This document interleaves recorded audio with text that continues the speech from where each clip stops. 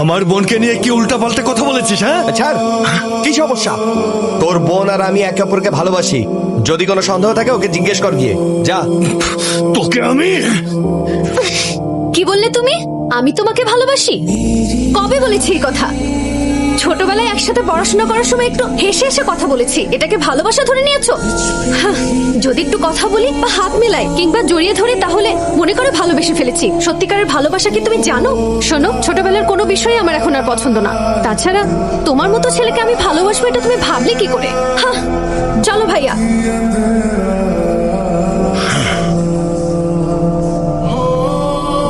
দেয়ালে টাঙানো ঘড়ির সময়টাও পাল্টায়, আর একে দেখো খালি এর সময়টা পাল্টায় না।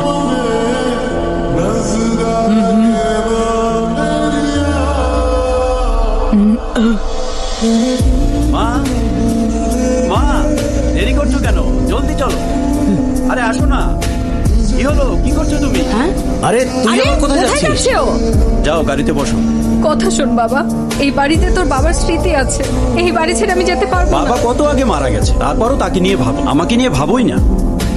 আমি এই বাড়ি ছেড়ে যেতে পারবো না। তুমি কি আমার কথা বুঝতে পারছো না? এসো তাড়াতাড়ি এসো। ছেড়ে দে বাবা, এসো বলছি। আমার কথা শোন। চলো তো মা, আমি গাড়িতে যাবো ওঠো। না। এই হঠাৎ মায়ের উপরে তো ভালোবাসা কোত্থেকে আসলো? হ্যাঁ, ও তোর বউ বাচ্চার দেখাশোনার জন্য একটা চাকরানি লাগবে তাই না? মাকে নিয়ে গেলে তো টাকাও খরচ হবে না, সারাদিনের কাজও হয়ে যাবে, এটাই ভাবছিস? ঠিক বলেছি?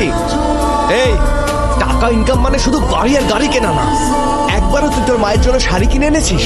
তুই ছেলে নামের কলঙ্ক জেনেও তোর মা সবাইকে বলে বেড়ায় আমার ছেলে খুব ভালো, আমার খেয়াল রাখে। তার চোখে তো তুই হিরো, আর তুই কিনা তাকে তোর বাড়ির চাকরানি বানাতে চাস? ছি!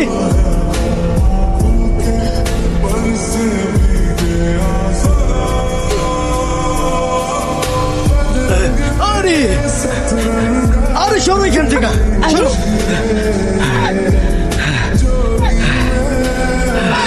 এই শোন, আজকে একটা শুভ দিন। 100 বছর পরে এই দিন আসে। আজকে যে পালকি উঠাবে তার সব ইচ্ছা পূরণ হবে। তাই যেভাবেই হোক আজকের পালকি আমি উঠাবো। চল যাই। এই কেউ অঙ্গ টাকা দিলে তারে কথা দিয়ে পটায় ফেলতে পারি, আর ইচ্ছা পূরণের জন্য ভগবানের পালকি উঠাইতে পারুম না। তারা দেখাইতেছি। এইটাই বন্ধু, এখন কি করবো কহ? এতে এত ভাবার কি আছে?